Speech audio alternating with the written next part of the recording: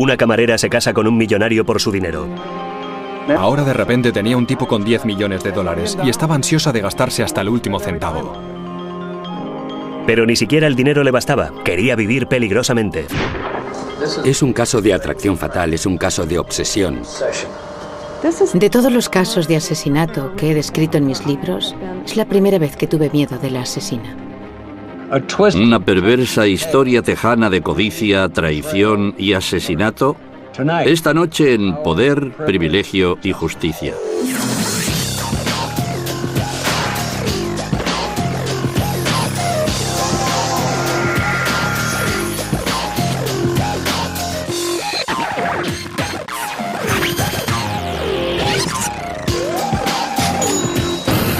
Crímenes imperfectos, ricos y famosos, la camarera y el millonario.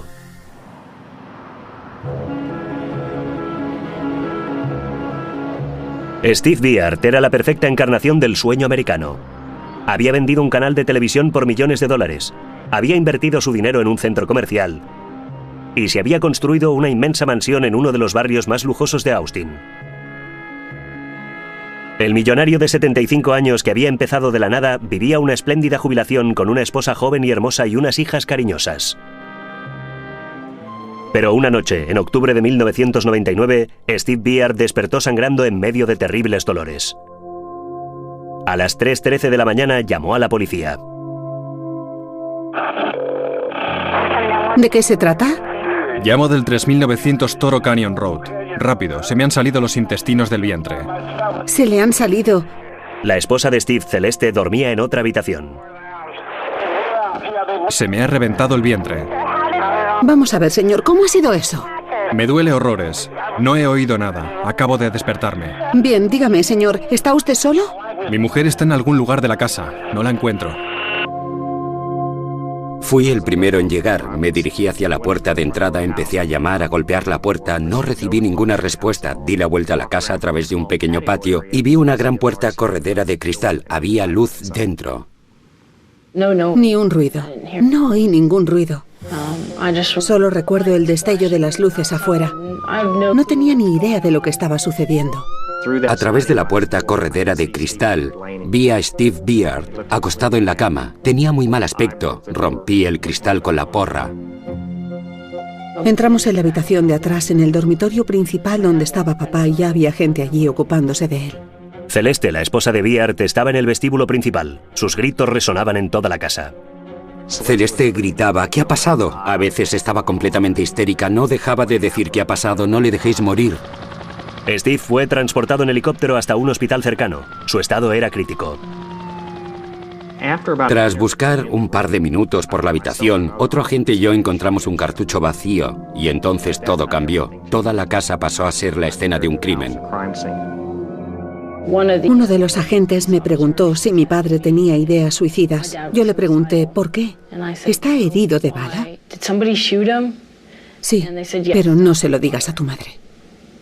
Mientras la policía intentaba averiguar quién había disparado a Steve, su familia acudió corriendo al hospital. Una cosa estaba clara, la historia de cuento de hadas de Biard, de la pobreza a la fortuna, no iba a tener un final feliz.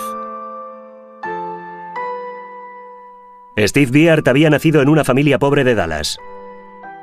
Ambicioso desde siempre, soñaba con convertirse en médico.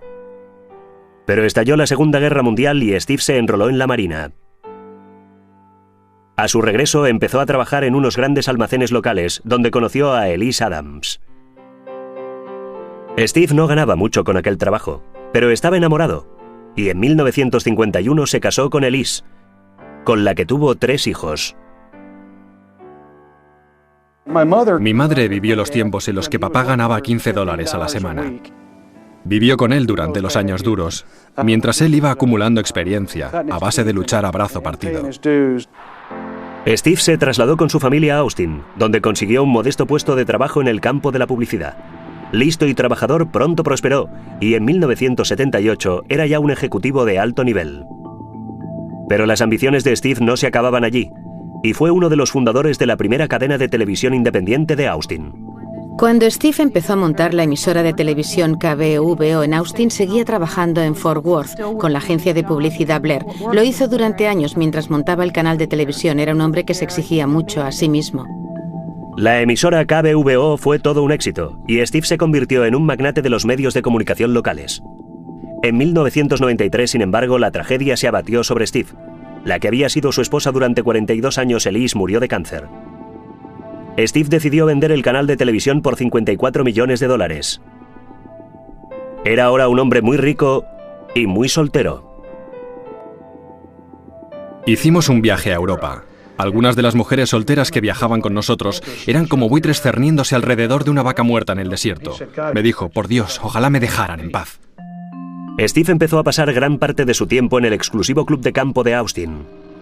Allí le llamó la atención una camarera de 32 años, Celeste Martínez. Dijo que había contratado a una ama de llaves. Era Celeste. Y de repente, su ama de llaves la acompañaba para ir a la Super Bowl. Y yo pensé, caramba, chico, obviamente ya no es la ama de llaves. Pues claro, tienes esa atractiva treintañera que te va detrás. Él vivía en esa casa enorme completamente solo. Estaba jubilado y ahora tenía una compañera joven y hermosa para viajar con ella y disfrutar de la buena mesa y el vino. ¿Por qué no? Pero la nueva compañera de viaje de Steve trajo consigo bastante equipaje. Se había divorciado 3 veces y tenía un historial de abuso de drogas. En sus constantes desplazamientos de ciudad en ciudad, Celeste había encontrado familias de acogida para sus gemelas repetidas veces. Ahora estaba preparada para sentar cabeza con un hombre rico. Mi padre era un hombre que se había hecho a sí mismo y siempre había mandado él. Aunque me hubiera lanzado desde la torre de la Universidad de Texas con una pancarta enorme donde pusiera "no lo hagas", no me habría hecho ningún caso. El 18 de febrero de 1995, Steve Biar se casó con Celeste Martínez. Ella tenía 32 años, él 70. Según el acuerdo prenupcial, Steve regaló a Celeste $500.000 en efectivo. Recibiría otros 500.000 si el matrimonio seguía unido al cabo de 3 años. Celeste se lanzó de inmediato a una locura consumista en las tiendas y se gastó su $500.000 en 6 meses.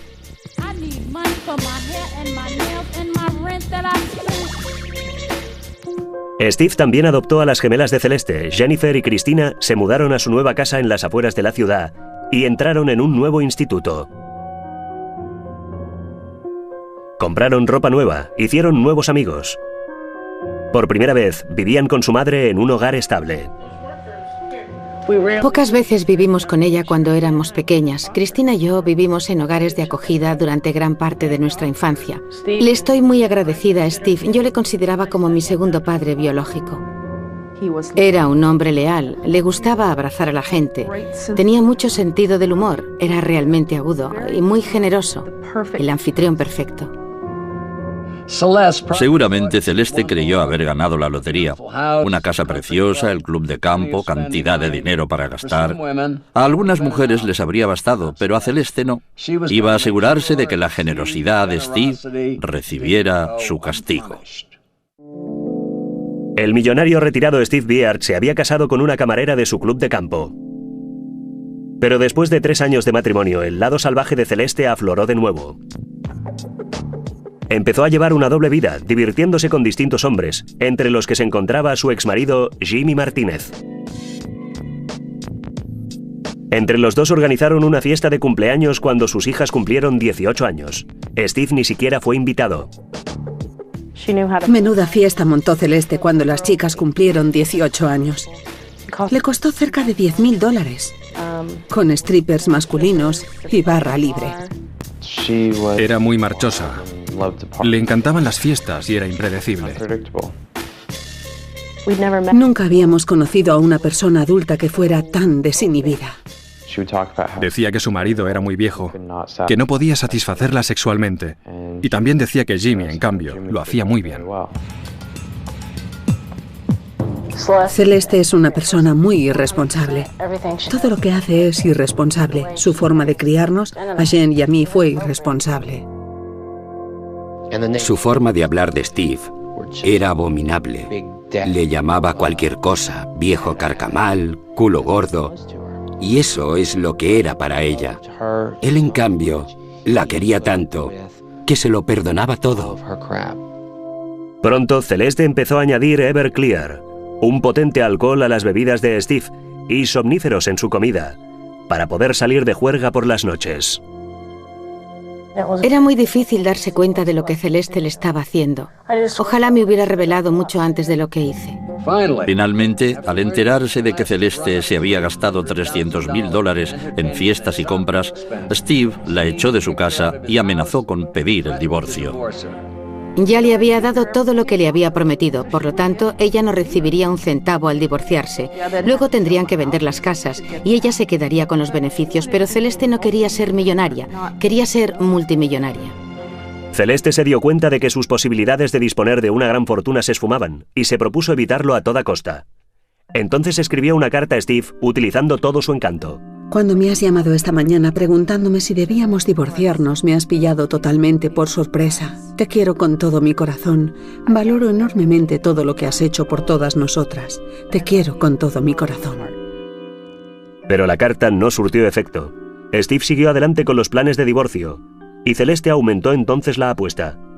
Amenazó con matarse, apuntándose a la cabeza con una pistola delante de su hija Cristina. Pero la pistola no estaba cargada. Toda esa pantomima, me meto en problemas, me voy a cortar las venas, me pego un tiro con una pistola, pero ahora no sé cómo se carga la pistola, por favor. Y sin embargo pareció funcionar con Steve. Los de esta generación eran de una sola mujer para toda la vida. Para ellos el matrimonio era algo muy serio. Creo que esto debió influir en mi padre. A principios de la primavera de 1999, Steve ingresó a Celeste en una clínica psiquiátrica.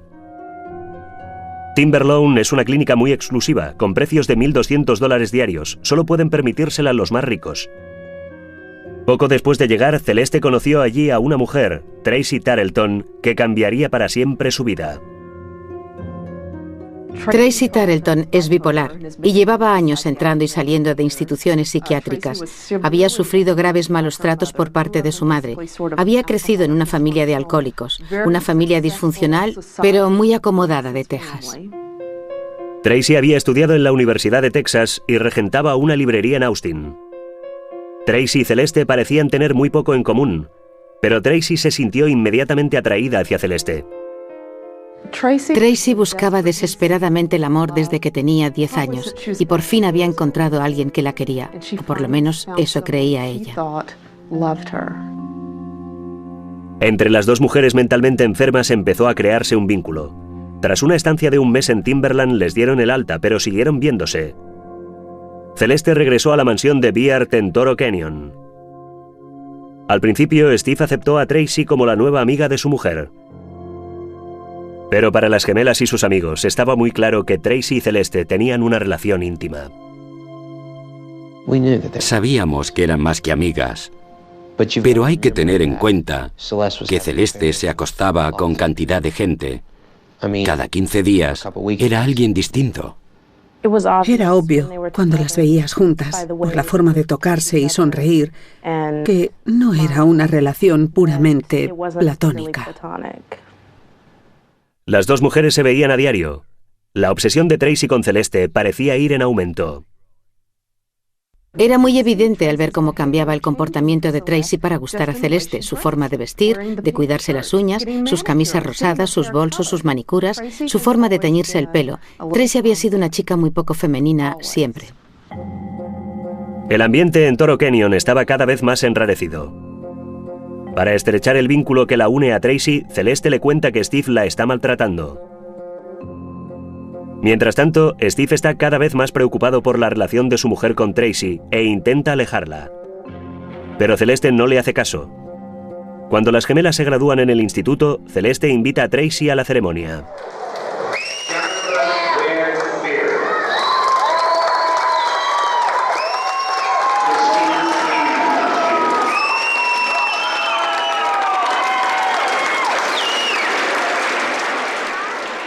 Aquella misma noche se celebra una fiesta en casa de Jimmy Martínez. Tampoco en esta ocasión se invita a Steve.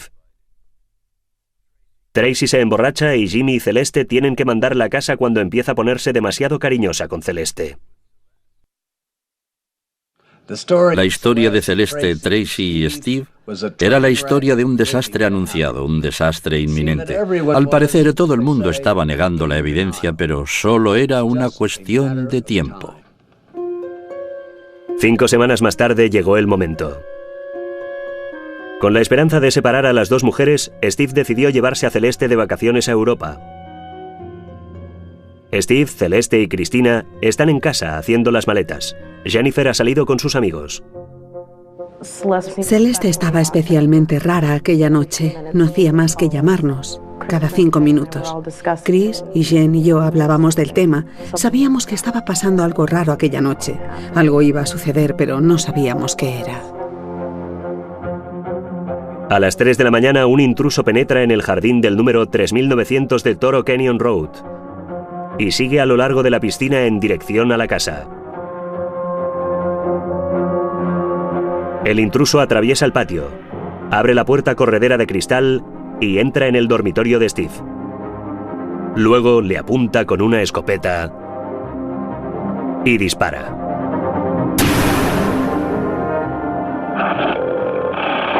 ¿De qué se trata? Llamo del 3900 Toro Canyon Road. Rápido, se me han salido los intestinos del vientre. ¿Se le han salido? Se me ha reventado el vientre. Steve Beard es trasladado de urgencia al hospital. Cristina se queda en casa para contarle lo sucedido a su hermana. Aquella llamada telefónica fue todo un shock. Recuerdo que Jen rompió a llorar enseguida. Todo era pánico, confusión, porque no sabíamos qué había pasado exactamente. Durante más de 20 minutos solo sabía que Steve había sido ingresado en el hospital y que había sangre por todas partes. Hace ya rato que el intruso se ha marchado, pero sea quien haya disparado a Steve Beard, ha cometido un error. Como pronto descubrirá la policía, ha dejado atrás una prueba crucial. Tras toda una vida de duro trabajo que por fin había dado sus frutos en sus años dorados, el magnate de la televisión de Texas, Steve Beard, se encuentra en el hospital. Ha sido tiroteado y herido en el vientre. En el hospital, la policía interroga a Celeste y sus hijas y comprueba si tienen rastros de pólvora en las manos. El policía solo nos preguntó si conocíamos a alguien que estuviera enemistado con Steve. ¿Algún socio de negocios? ¿Alguien que tuviera algo en contra de Steve, simplemente? Todos lo sabíamos y yo lo dije. Tracy Tarleton.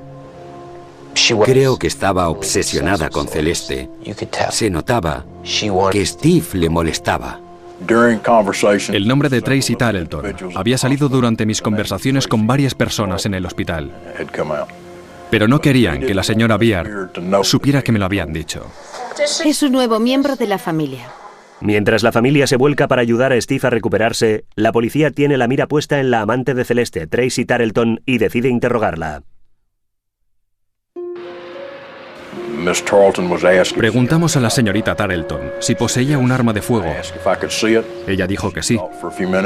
Le pregunté si podía verla. Ella reflexionó unos minutos y dijo de acuerdo. Y nos dio un rifle del calibre 20 con su nombre grabado. Estuve interrogándola durante 1 hora aproximadamente y me dijo que había tenido una relación lésbica con Celeste. La policía comprueba que el arma de tiro al blanco de Tracy encaja con el cartucho encontrado en la escena del crimen.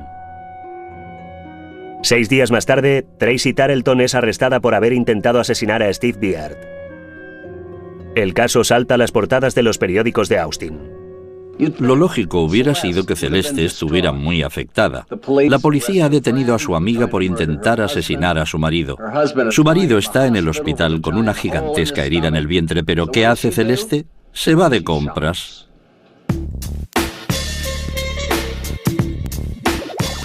Se compró una joya de $80.000.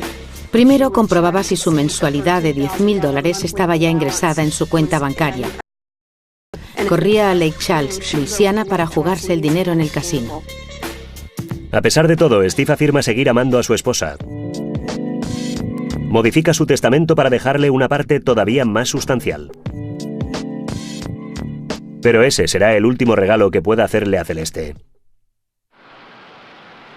Tras 4 meses de recuperación, el estado de salud de Steve Bier se deteriora. Y el 22 de enero de 2000 muere a consecuencia de una infección pulmonar.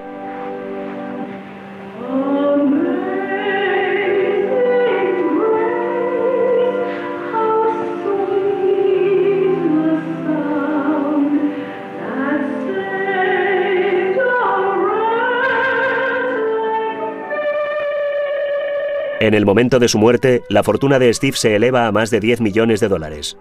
Celeste recibirá activos y propiedades por valor de 6,5 millones. Los 5 hijos de Steve deberán repartirse el resto. Steve Bier es incinerado y sus cenizas enterradas al lado de su primera mujer. Pero lo que más molesta a Celeste es que el banco retenga su herencia. Cuando Steve murió, tuvo problemas de dinero porque el banco no le daba bastante. Obviamente, le daba muchísimo dinero, 20, 30, 40 mil dólares a la vez, pero a ella no le bastaba. Corta de dinero, Celeste busca una solución y encuentra trabajo para sus hijas. Toda aquella ropa que no se había puesto nunca, todavía con las etiquetas de 2 o 3 años atrás, nos mandó a Jennifer y a mí que lo cargáramos todo en un coche, el coche lleno, y que fuéramos a devolverlo, que quería dinero en efectivo. No le devolvieron el dinero, pero le dieron un vale de 25 mil dólares. Fue increíble, la cosa más absurda que haya visto en toda mi vida. Talbot's no fue la única tienda, tuvimos que ir también a Dillard's y Folies y al Container Stores. A mí me daba muchísima vergüenza, pero Celeste nos había ordenado hacerlo y lo hicimos. Si de veras hubiera querido a Cristina, no creo que lo hubiera obligado a hacer todo lo que hizo. No la trataba como su hija. A veces ni siquiera como a una persona, sino como a una sirvienta. La llamábamos mamá querida. Pero ella no lo sabía. El dinero de Celeste se estaba acabando, así como su buena suerte. Había manipulado a sus hijas y a su fallecido esposo, pero ahora estaba a punto de probar su propia medicina. Steve Bier ha muerto y Tracy Tarleton está en libertad bajo fianza, acusada de haberle disparado. Pero la policía no está satisfecha. Sospecha que Celeste está involucrada de algún modo en la muerte de su marido. Con la policía en los talones y el dinero a punto de terminarse, Celeste está inquieta. Cuando los medios publican un reportaje implicándola en el asesinato, se derrumba. Se rumoreaba que estaba involucrada en el asesinato. Celeste perdió la cabeza. Nos preguntó si queríamos suicidarnos todos con ella. Yo pensé, esta mujer está completamente loca, muy loca. Entonces Celeste volvió a ingresar en la clínica psiquiátrica, esta vez por su propia voluntad. ¿Se habría dado cuenta quizá de lo desquiciada que estaba? Aparentemente no. No sabías nunca lo que iba a hacer en nuestra presencia. Meter un secador del pelo en la bañera, cortarse las venas, saltar del coche en marcha. Nos tenía aterrorizadas. Tras unas semanas en Timberlawn, Celeste llama a Cristina para que vaya a buscarla y se la lleve a casa.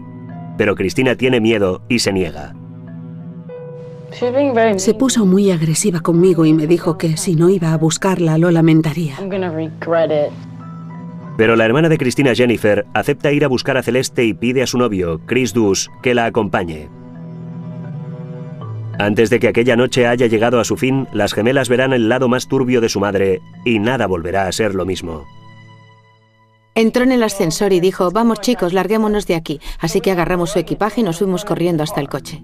Entonces, Celeste llama a Cristina, que se ha quedado en casa. Cristina graba la conversación en su contestador automático sin que su madre se entere. ¿Cristina? Estoy aquí.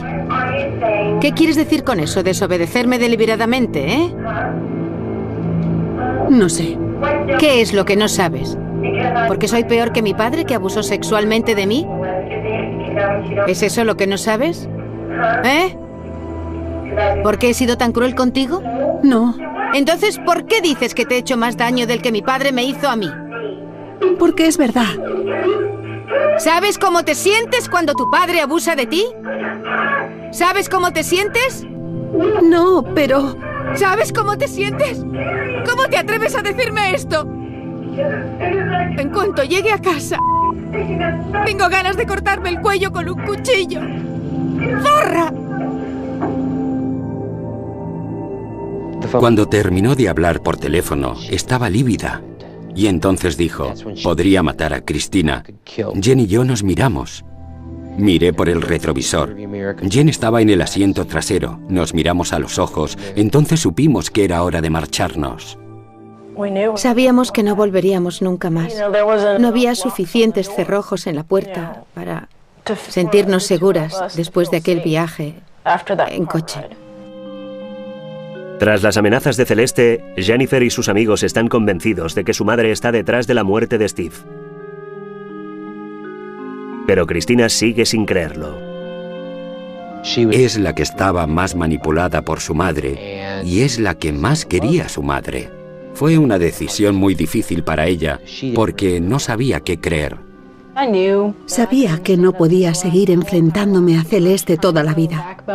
Estaba intentando protegerme, cobrar fuerzas para ser yo misma. Es que pensaba, ¿quién es Cristina sin Celeste? ¿Podéis imaginaros qué situación tan horrible con una madre que deseas que te quiera, que te cuide, te acaricie, te consuele, acuda a tu boda, pero que en cambio se dedica a amenazar a la gente? Se produjo toda una cadena de acontecimientos muy inquietantes. Al día siguiente, Cristina recibe otra llamada de su madre, que también graba. ¿Por qué tienes tanto miedo? Crees conocerme, pero no me conoces. Cuando volvieras a casa iba a decirte que he contratado a alguien para matar a Tracy. Aquella llamada colmó el vaso. Estábamos mortalmente asustados, pensamos que iba a matar a las chicas, quizá a nosotros cuatro, no lo sabíamos.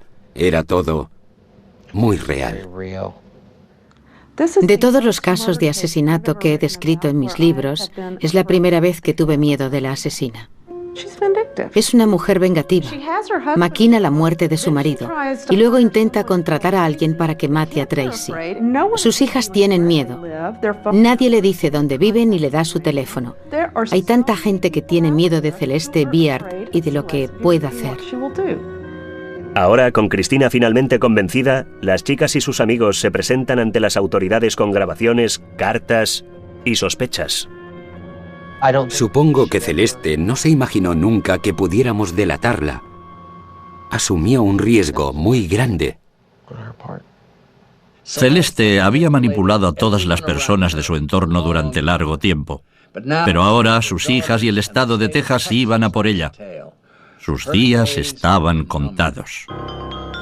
La fiscalía aprieta las tuercas a Tracy y 2 días antes de que empiece el juicio, llega a un acuerdo con ella.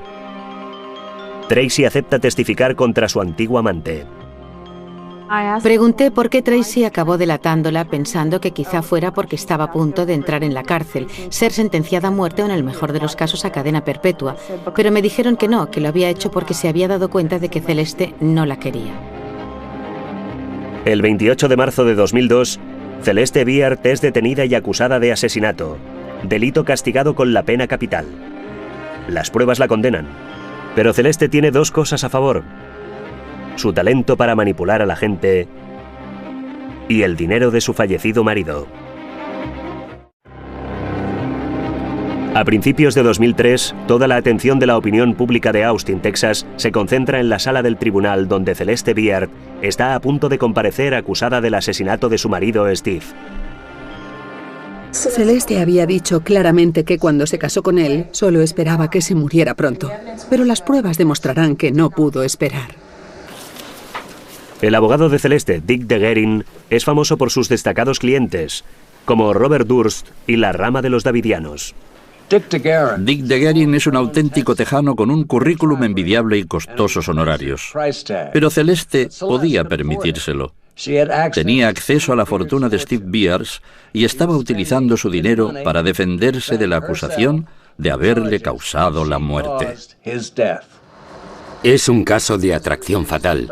Es un caso de obsesión. La acusación afirmaba que Celeste había manipulado a su amante Tracy Tarleton para que cometiera el asesinato. Pero De Guerin dijo que Tracy había matado a Steve por iniciativa propia. Sin que nadie la animara ni le ordenara nada, Tracy Tarleton entró por su propia voluntad en el dormitorio de Stephen Biard con un rifle del calibre 20 cargado con perdigones. Financiados con la fortuna de Steve, los abogados de Celeste gastan $500,000 intentando defenderla. Llaman a nada menos que 45 expertos para que testifiquen sobre cualquier aspecto del caso, desde el financiero hasta el de la salud mental. Sufre una dolencia mental que podría alcanzar proporciones psicóticas. Pero la impresión más contundente es la que producirá la propia Celeste, que entra en la sala del tribunal entre exclamaciones de sorpresa. Vestida sobriamente, con una pierna enyesada por algún motivo que no explica. Cuando la vi aparecer pensé que sería una abogada. Cuando te imaginas a alguien capaz de cometer ese tipo de crimen, no te imaginas a una mujer de mediana edad como ella, allí sentada, tan modosita. Es que no parecía lógico. Tiene mucho encanto y lo utiliza para agradar a la gente.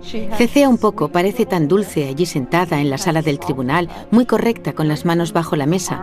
Pero a lo largo del juicio, si la observabas atentamente, te dabas cuenta de que no podía mantener esa actitud todo el rato. Esa mujer tiene un carácter que explota así, de repente.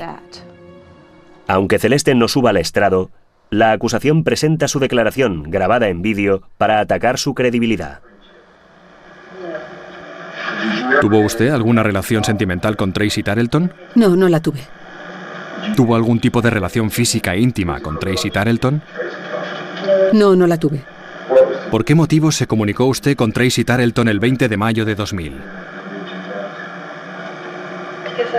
Porque había perdido a toda mi familia en menos de 6 meses. ¿Le preguntó si había asesinado a Steve?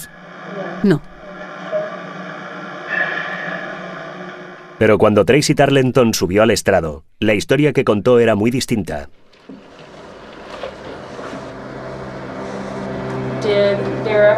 ¿Tuvo usted alguna relación sexual con la acusada? Sí, un día me siguió hasta mi habitación y terminamos besándonos. ¿Terminó el encuentro en orgasmo? Sí. Nos tomábamos nuestra relación muy en serio. Bueno, yo me la tomaba, la quería, creía que ella me quería a mí, no hacía más que repetírmelo. Tracy conmocionó la sala del tribunal cuando declaró que Celeste había intentado matar a Steve repetidas veces. Steve bebía vodka, pero ella le vaciaba la copa y le ponía alcohol Everclear. También trituraba somníferos y los añadía a sus bebidas, y siempre decía, tarde o temprano eso acabará matándole. Me pidió que le encargara un libro llamado El Manual del Envenenador, porque quería preparar un brebaje de botulismo para envenenarle. No tomamos demasiado en cuenta la declaración de Tracy, especialmente lo del botulismo. Realmente resultaba muy poco creíble. Mi sensación era, esa señora está contando una tremenda trola. Entonces la acusación presentó el eje de su argumentación: cómo Celeste había manipulado a Tracy para que ésta asesinara a Steve. ¿Qué le dijo usted cuando le sugirió que matara a Steve Biard a tiros? Dije, no quiero hacerlo. Ella dijo, entonces ya no queda nada más. Más me vale coger yo misma el rifle y matarle. Y yo le dije, bueno, de acuerdo, lo haré. Pensé en ella y en todo el tormento y el terror que había estado sufriendo durante meses. De manera que cuando llegué al dormitorio, no pude detenerme, no pude mirar. Lo único que pude hacer fue apretar el gatillo. Demuéstrenos cómo le disparó. Avancé hasta los pies de la cama, le vi, apunté y disparé. Tracy es una enferma mental, tiene problemas con las drogas y el alcohol, y si estudias un poco sus antecedentes, su historial de malos tratos, te das cuenta de que era una víctima perfecta para la manipulación. Empecé a sentirme identificada con Steve Biard. Ambos habíamos sido utilizados por la misma mujer para que ella pudiera quedarse con su dinero. El verdadero motivo de su declaración es que ha hecho un trato con la acusación, 20 años de los que probablemente solo tendrá que cumplir 10, ¿no es cierto? No es el motivo principal. A pesar de la gravedad de los cargos, el ambiente en el tribunal es circense. Con casi 500 presentaciones, centenares de protestas y más de 100 testigos, el juicio está lejos de reflejar, para muchos espectadores, la majestuosidad de la justicia. No me esperaba algo al estilo de Matar a un ruiseñor, 12 hombres sin piedad o Chicago, y me quedé muy sorprendido al ver que se convertía en todo un espectáculo. El abogado defensor de Celeste intentó defenderla atacando a sus hijas y acusándolas de actuar movidas por el afán de lucro. Steve no le caía bien, ¿verdad? Eso no es verdad. Y usted tampoco le caía bien a Steve, ¿verdad? Sí que le caía bien. Usted entró en contacto con un abogado para estudiar la posibilidad de convertirse en tutora de su madre, de incapacitarla por completo. Así es. ¿No es cierto que si su madre es condenada, tienen la intención de presentar otra demanda contra ella para obtener lo que ustedes afirman les corresponde de su herencia? No. ¿Se compró un Jeep? Es cierto. Usted y su hermana tienen un Cadillac cada una, pero también se compró un Jeep. Así es. Me parece inimaginable que unas chicas de 19 años, quiero decir, es que éramos unas chicas de 19 años, fueran capaces de organizar un montaje como el que intentaban atribuirnos. Al parecer, De Guerin se estaba inventando todas esas pruebas falsas. Yo sabía que iban a hacerlo, pero a pesar de saberlo, me indignó. Era todo falso, era injusto, pero hay que reconocer que si hubieran sido las hijas de Celeste las que le pagaban $500,000, Dick De Guerin habría dicho que la mala era Celeste, no sus hijas. Pero entonces la acusación presentó la cinta que Cristina había grabado con el ataque de ira criminal de su madre. Cuando volvieras a casa iba a decirte que he contratado a alguien para matar a Tracy. Al oír el contenido de aquellas cintas, tenías un atisbo realista, sin censurar, del alma de aquella mujer, y no me gustó lo que vi. Pero que conste que lo intentamos. Intentamos no juzgarla por ser mala persona, sino por el delito de asesinato, sancionado con la pena capital. No sería nunca mi amiga, pero eso no significa automáticamente que sea una asesina. Casi todas las pruebas eran circunstanciales. Las gemelas sacarían sin duda un buen provecho financiero si Celeste era declarada culpable. Y Tracy no era ni mucho menos un testigo perfecto. Era obvio que no sería tan fácil llegar a un veredicto de culpabilidad como esperaba la acusación. Cuando eres rica como Celeste Beard, puedes comprarte muchas cosas. Puedes comprarte muchos amigos, puedes comprarte muchos abogados, puedes comprarte muchos testigos. Amigos míos, si declaran ustedes que Celeste Beard es inocente, a pesar de todas esas pruebas, le estarán diciendo que su dinero puede comprarlo todo. El culebrón que hemos presenciado durante 4 semanas no demuestra que Celeste sea una asesina, que deseara la muerte de su esposo, ni que hiciera cosa alguna con este fin. La única prueba de la acusación es Tracy Tarleton, y Tracy Tarleton no tiene ninguna credibilidad, porque es una parte interesada en este caso, y no tan solo por eso, sino porque es una mujer demente. Celeste es inocente. Que se levante la acusada. Tras 4 semanas de juicio y 23 horas deliberando, el jurado del juicio contra Celeste Beard por asesinato alcanza un veredicto. Que entre el jurado. Si alguien tiene miedo de perder los nervios o no comportarse como es debido, por favor, que salga de la sala inmediatamente. En realidad, llevábamos ya 3 años esperando ese momento. Nunca sabes qué podrán hacer 12 personas que no conoces de nada. Por favor, silencio. La presidenta del jurado va a leer la sentencia. Sí, señoría. Este jurado ha encontrado a la acusada, Celeste Beard, culpable del asesinato de su esposo, Steve Beard.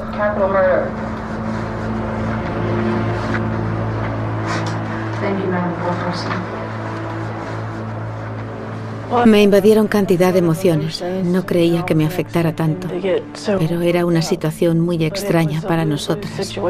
Era nuestra madre y había sido condenada a permanecer en la cárcel el resto de su vida. Personalmente me sentí aliviada de que esos 12 miembros del jurado hubieran creído en lo que les decíamos. También me sentí un poco triste porque todavía a veces lo siento por ella. Siento haberle fallado. Celeste Beard fue condenada a 2 penas consecutivas de 40 años cada una y una multa de $10,000. Creemos sinceramente en la inocencia de Celeste. ¿Qué opina del desenlace del juicio, señor Bert? Odio tener que decir eso, pero en realidad le estoy agradecido a Tracy. Mató a mi padre, pero sin su declaración no hubiéramos podido llegar al final del asunto. Celeste solo actuaba movida por su propio interés, por su propio bien. No por el bien de su corazón, no por el bien de su alma, solo bienes materiales, económicos. Alguien me dijo una vez que cierta persona no tenía alma y mi madre me corrigió y me dijo, todo el mundo tiene un alma. En el caso de Celeste Biard resulta difícil percibirla. Las gemelas siguen afirmando que nunca se trató de dinero, sino de justicia, y de cerrar una etapa de sus vidas sumida en el miedo.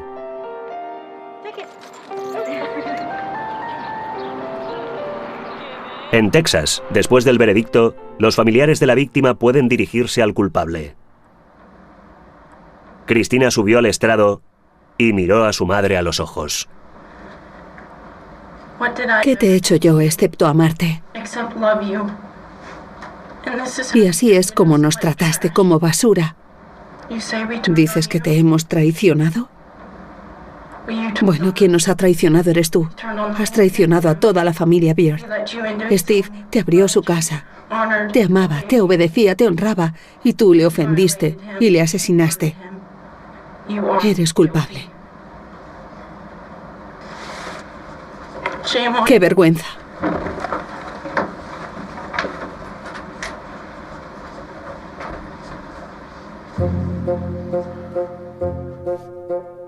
Celeste tendrá 80 años cuando pueda solicitar la libertad condicional. Sigue negando su participación en la muerte de Steve y no ha perdonado a sus hijas. Finalmente, Celeste realizó un último y desesperado intento para apoderarse del dinero de Steve. Mandó una carta a los fideicomisarios de la herencia pidiéndoles que le restituyeran su mensualidad de $12.000 y que liberaran $500,000 para su recurso de apelación. Su solicitud fue rechazada. Estaba perdida, acabada, y lo sabía. Y aunque la recuperara, su fuente de ingresos pronto se secaría. No estaría a su disposición demasiado tiempo. Si yo hubiera tenido la fuerza de plantarle cara, aunque solo por una vez, quizá Steve todavía estaría aquí. Es duro. Es muy, muy duro. Creo que esta historia refleja perfectamente lo que sucedía en Austin, Texas, o más bien en Estados Unidos en general en la década de los 90. El narcisismo, la satisfacción inmediata, y eso es lo que le sucedió a Celeste. Encontró su capital riesgo, lo echó a perder y se hundió. Ni sus poderes de persuasión ni su costosa defensa consiguieron ganarle la libertad. Para las gemelas, la familia de Steve Biard y todos los que habían sufrido las acciones de Celeste, por fin se había hecho justicia. Dominic Dunne para la televisión judicial.